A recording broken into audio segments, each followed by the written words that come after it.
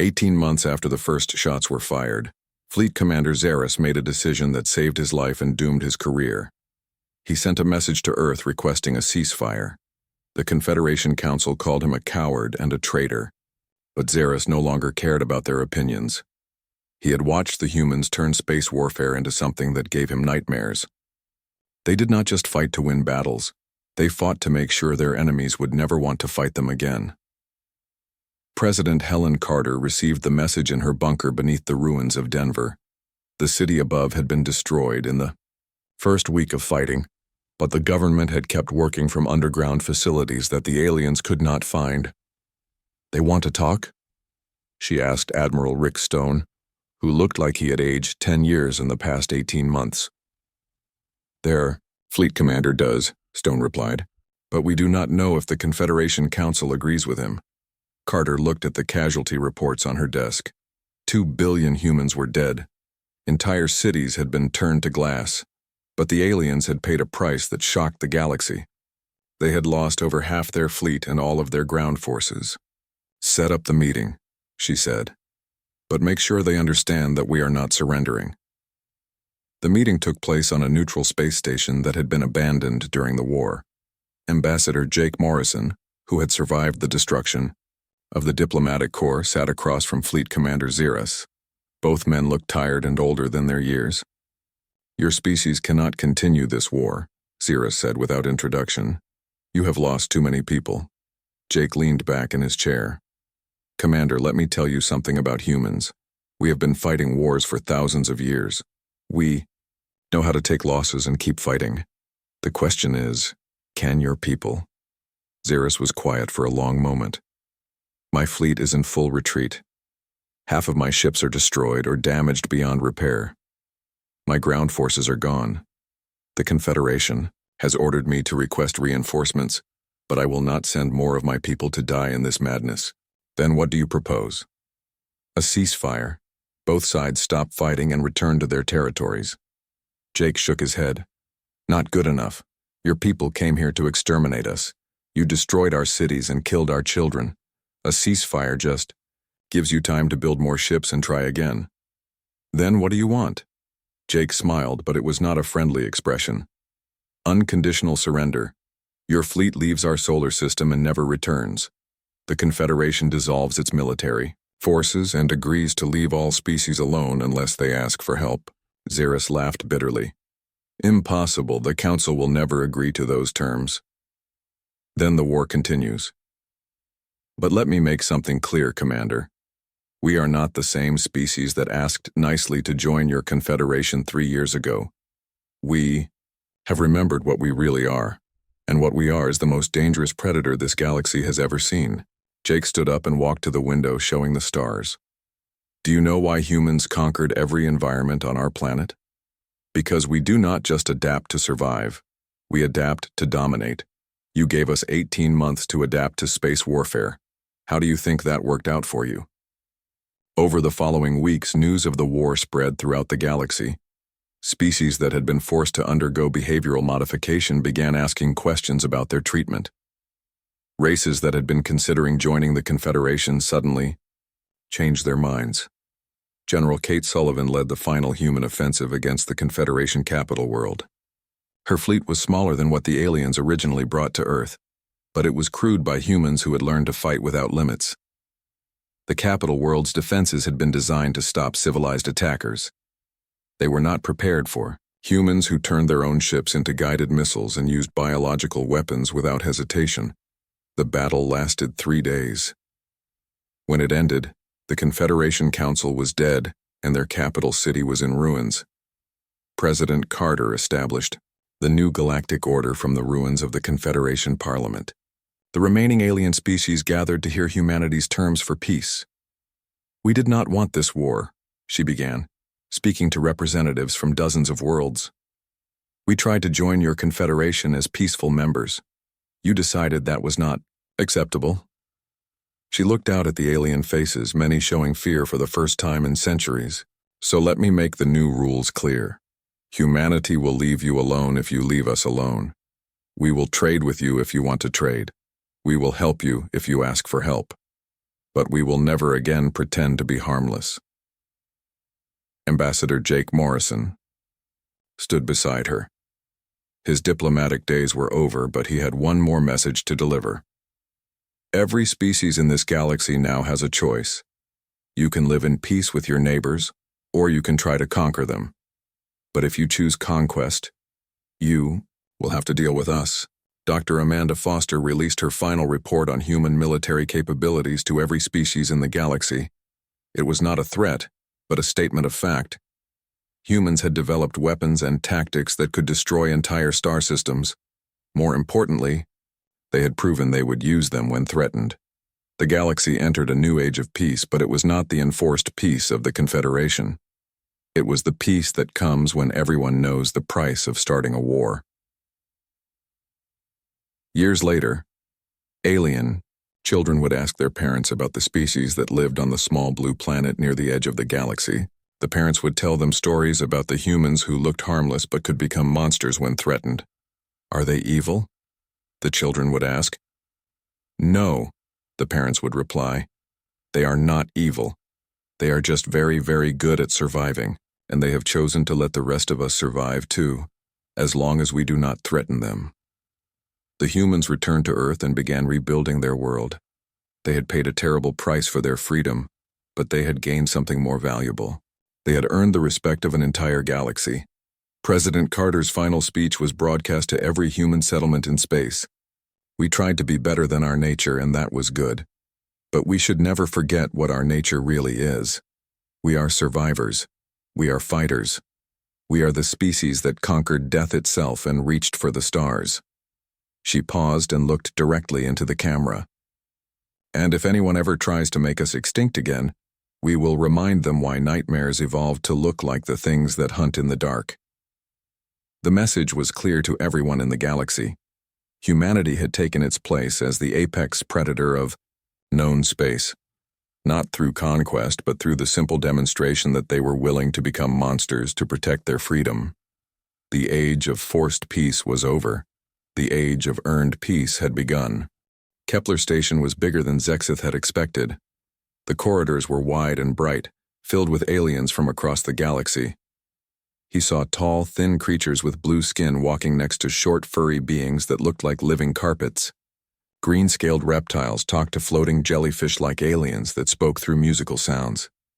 Everyone seemed busy with their own work, which made it easy for the assassin to blend in. Zexith had changed his appearance to look like a trade representative from the Outer Rim. His real face was hidden behind a breathing mask that many aliens wore in different atmospheres. His forearms were folded inside a long coat that made him look like he had only two. A fake identity card showed he was here to buy rare plant samples for agricultural companies. The docking officer barely looked at his papers before waving him through. Security on Kepler Station was relaxed, just as Zexith had hoped.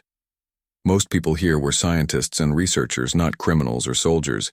They were more worried about their experiments than about dangerous visitors. Finding Danny Martinez was easy. The human worked in Laboratory Section 7, which was clearly marked on every wall map.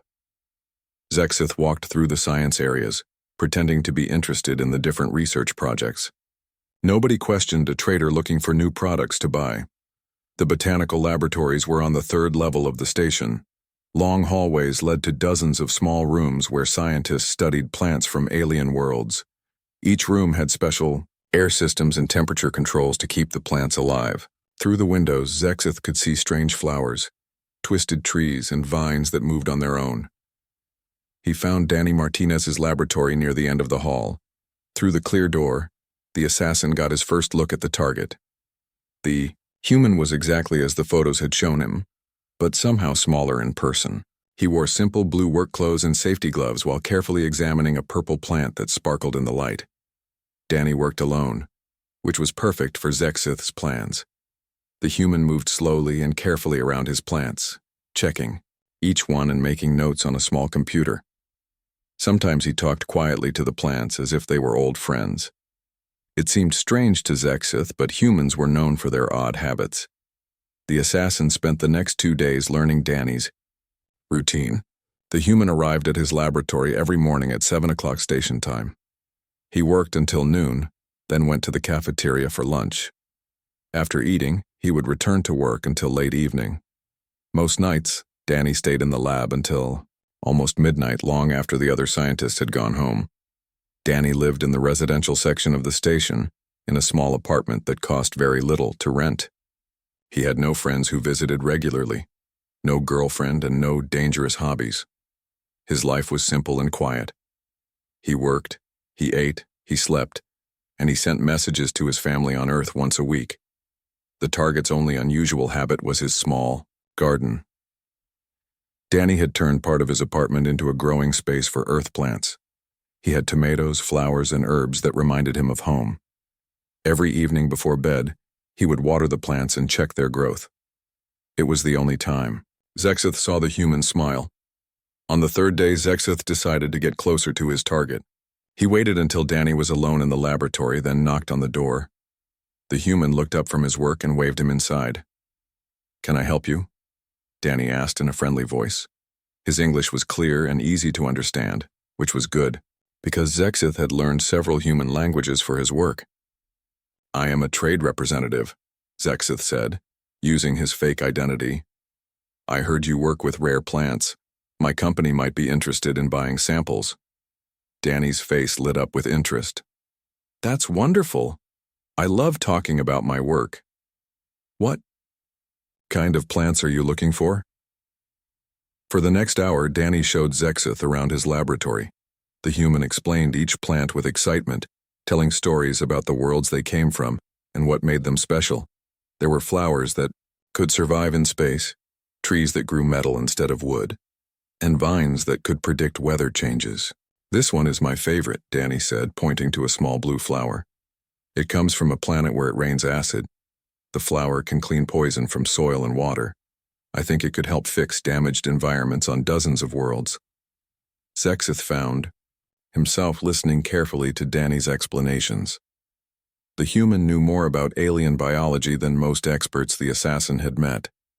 Danny talked about his plants like they were precious treasures, not just things to study and sell. "Why do you care so much about plants?" Zexith asked, genuinely curious. Danny thought for a moment before answering. "Plants are life," he said simply. "They make the air we breathe, the food we eat, and the medicines that keep us healthy. Every species is important, even the ones that seem useless. You never know which plant might hold the answer to a big problem." The human showed Zexith several more specimens, including a vine from the Rigel system that could grow in complete darkness. Danny explained that this plant might help feed people on worlds where the sun had died or been blocked by cosmic disasters. "I send my research to universities across the galaxy," Danny said. "Knowledge should be shared, not kept secret. The more we understand about life, the better we can protect it." As Zexith left the laboratory, he felt confused. Danny Martinez didn't seem like a thief or a criminal. The human appeared to be exactly what his file claimed, a dedicated scientist who cared about his work. But clients sometimes lied about their reasons for wanting someone dead, and Zexith had learned not to ask too many questions. The assassin returned to his ship to plan the killing. Tomorrow night would be perfect. Danny always stayed late in his laboratory, working alone until midnight. Security cameras in that section were old and easy to avoid. One quick strike and the contract would be complete.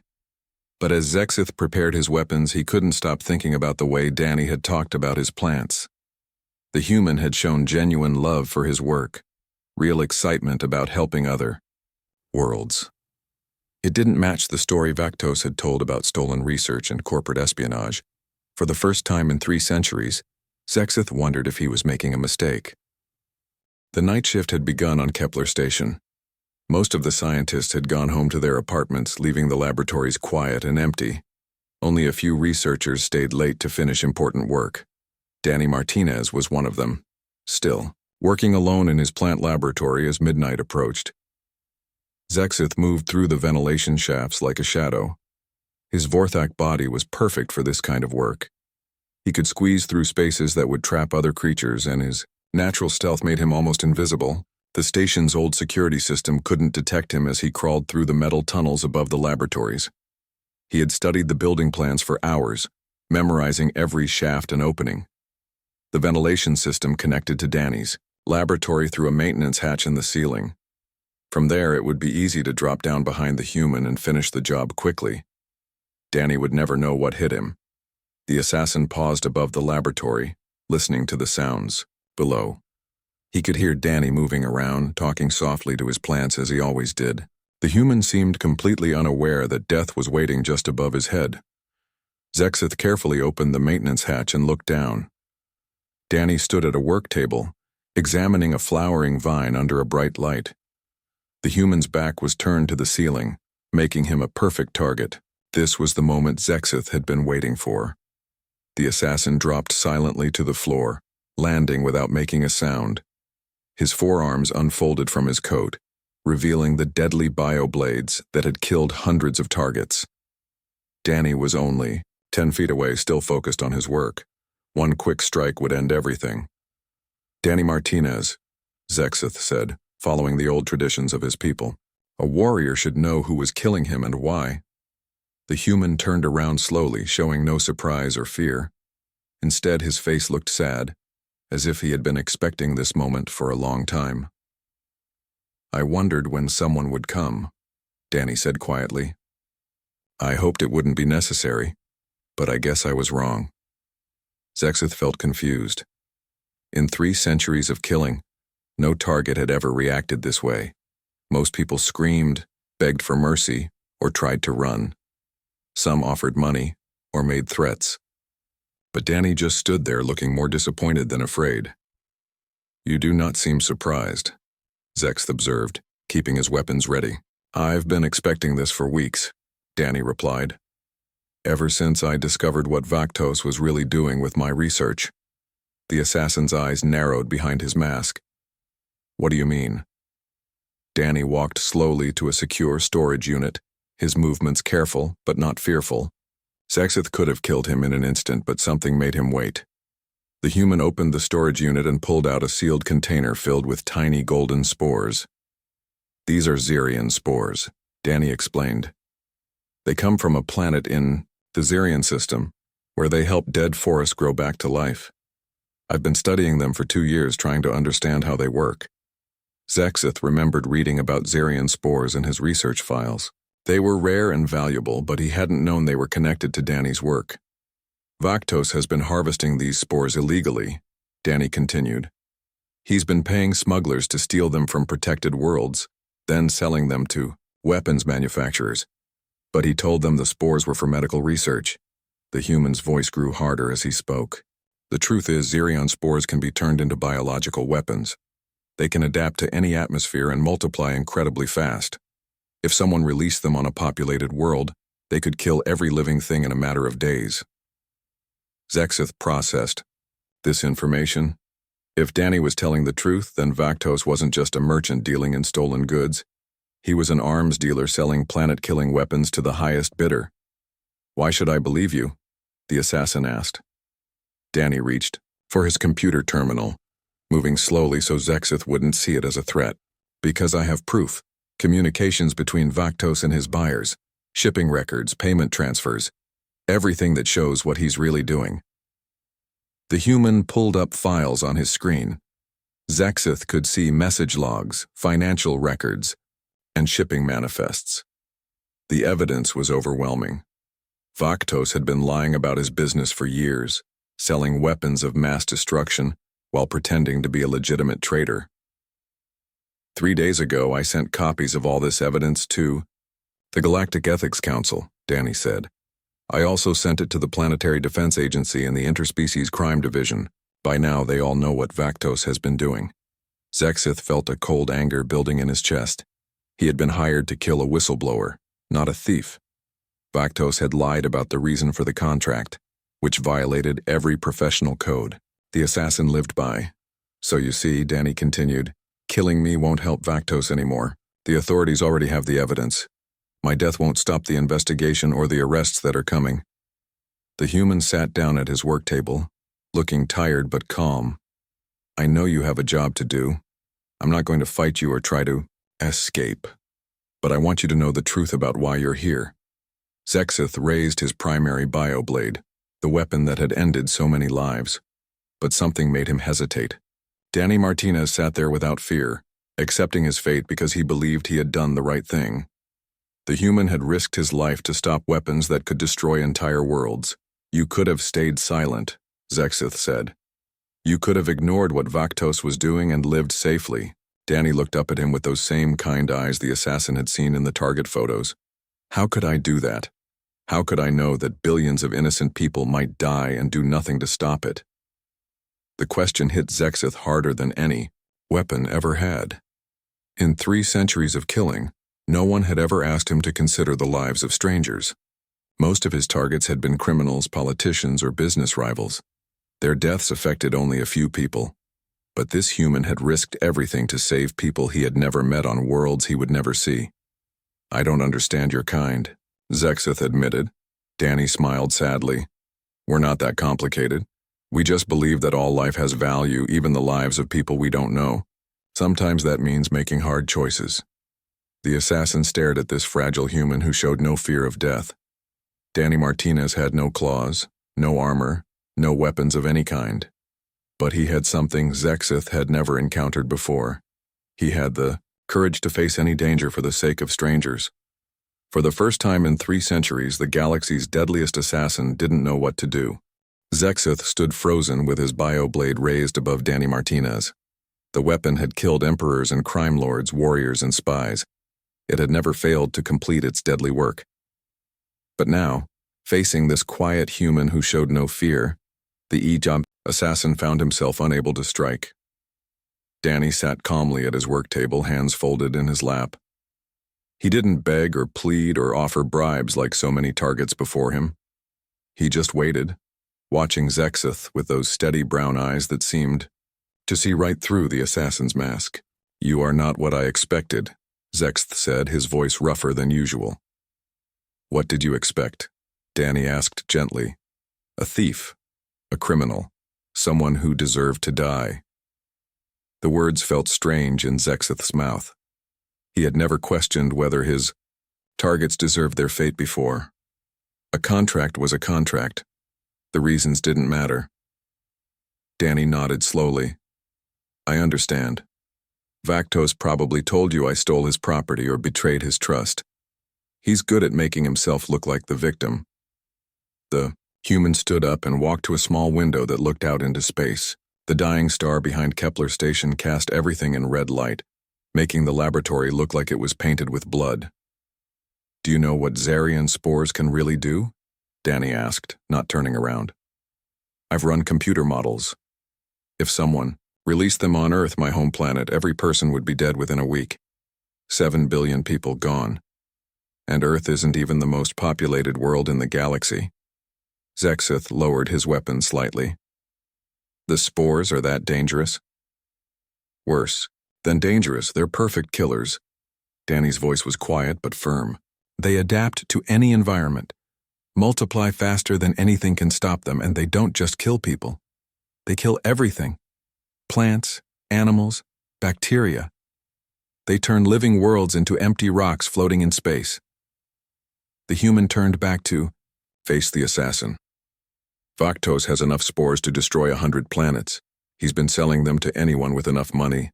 No questions asked.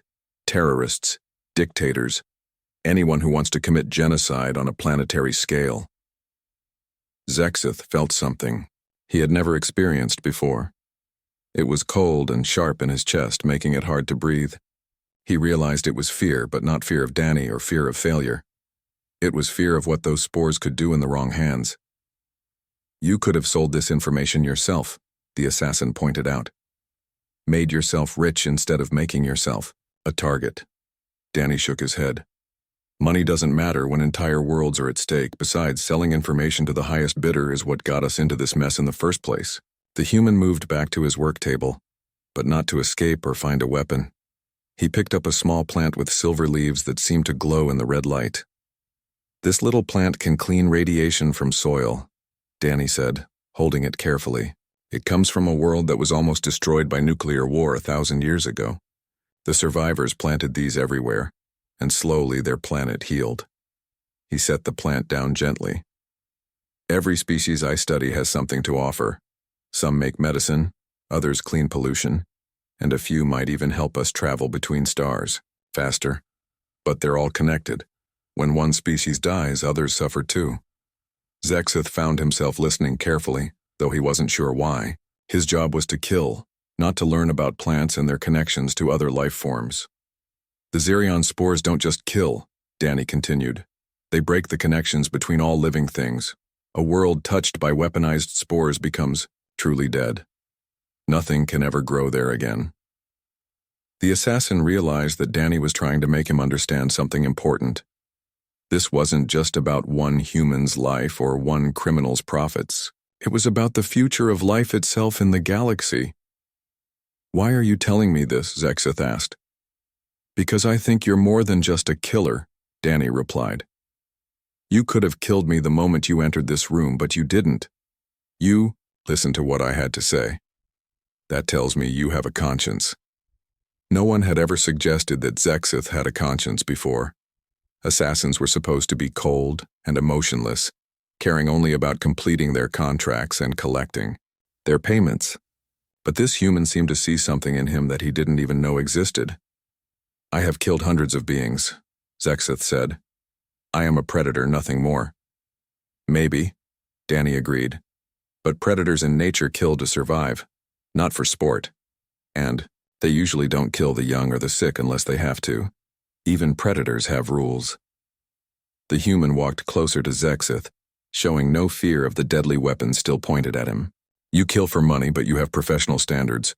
You follow codes and traditions. That makes you different from the people who would use Xerion spores." Zexith felt confused and angry. This job should have been simple. Kill the target, collect the payment, move on to the next contract. But Danny Martinez was making everything complicated with his talk of connections and consequences. "You don't know me," the assassin growled. "No, I don't," Danny admitted. "But I know you've been watching me for days, learning my routines, studying my work. You could have killed me in my sleep, or arranged an accident. Instead, you chose to face me directly and tell me why you're here. That suggests honor." The word honor hit Zexith like a physical blow. He had always believed he was honorable in his own way, following the ancient customs of his people and the professional codes of his trade. But was there honor in killing someone who was trying to save lives? "I have a contract," Zexith said, but his voice lacked conviction.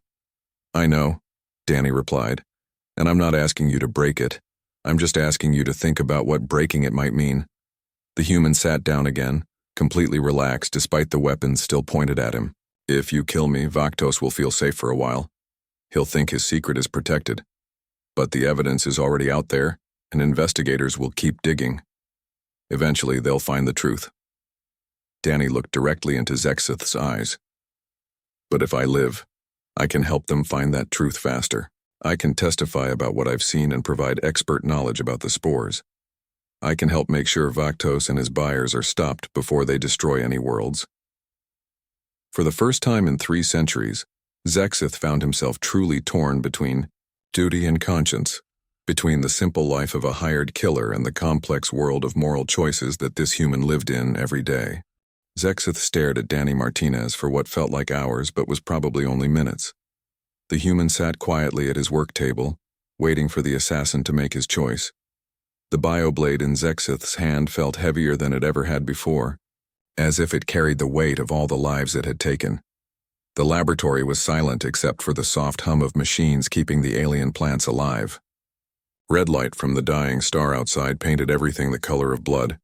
It should have been the perfect setting for another successful kill, but nothing about this job felt right anymore. "I cannot do this," Zexith said suddenly, lowering his weapon. Danny blinked in surprise. "You're letting me live?" "No," the assassin corrected. "You are letting me choose to be something other than a killer." The word sounded strange coming from Zexith's mouth. He had never thought of himself as anything but a professional assassin. It was his identity, his purpose. the only life he had ever known. But this human had shown him that there were other ways to be strong, other kinds of power that didn't require violence. Zexith folded his bioblades back into his arms and pulled his coat closed. I will tell Vaktos that Danny Martinez is dead. That should buy you time to finish your work with the authorities. Thank you, Danny said, and there was real gratitude in his voice. But what about you? Won't this hurt your reputation? The assassin considered this. Word would eventually get out that he had failed to complete a contract. Other criminals would wonder if he was getting soft or losing his skills. Some might even see it as weakness and try to challenge him. His career as the galaxy's most feared killer would probably be over. Perhaps it is time for a change, Zexith said. 3 centuries is a long time to do only one thing. Danny stood up and walked closer to the assassin. What will you do now? I do not know. The admission felt strange but not uncomfortable. I have skills that could be used for other purposes. Protection instead of destruction. Justice instead of murder. The human smiled, and it was the same peaceful expression that had stopped Zexith from killing him.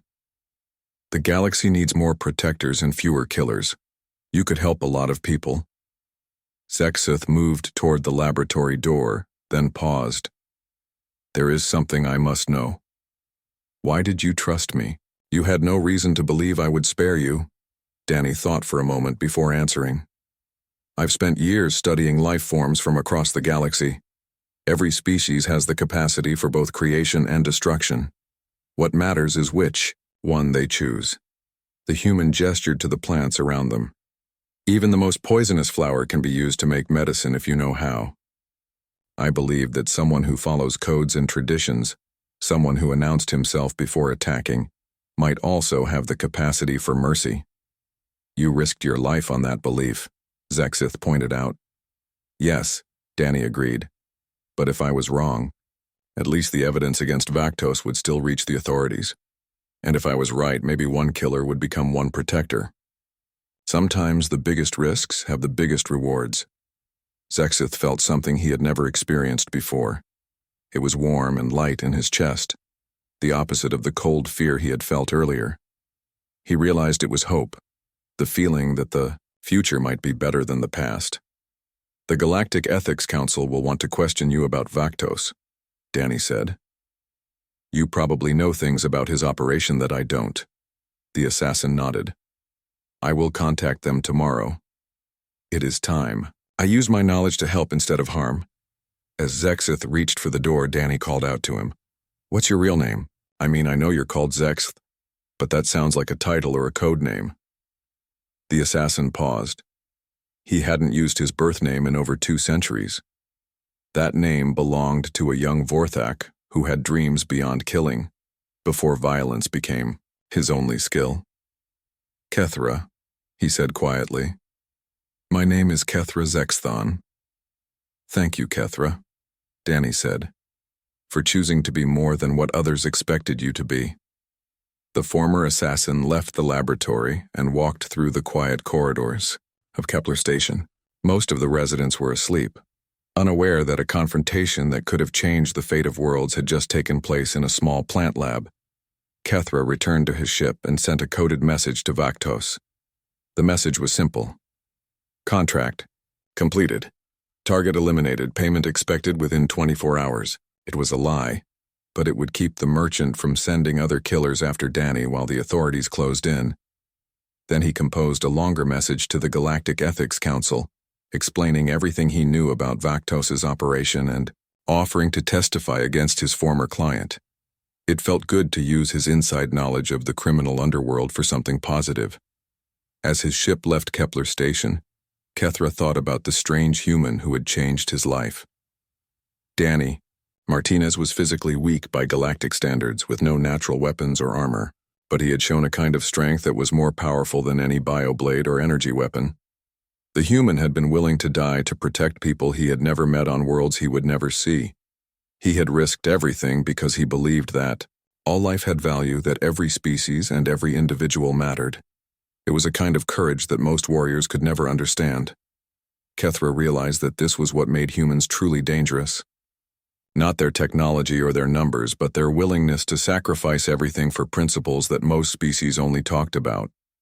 If more humans were like Danny Martinez, they would reshape the galaxy through pure moral force. The former assassin smiled as his ship jumped into hyperspace. He had come to Kepler Station to end a life, but instead, he had found a new beginning. The galaxy's deadliest killer was dead, but Kethra Zexthon, protector of the innocent, was just being born. And somewhere behind him, Danny Martinez returned to his work among the alien plants, quietly saving worlds one discovery at a time.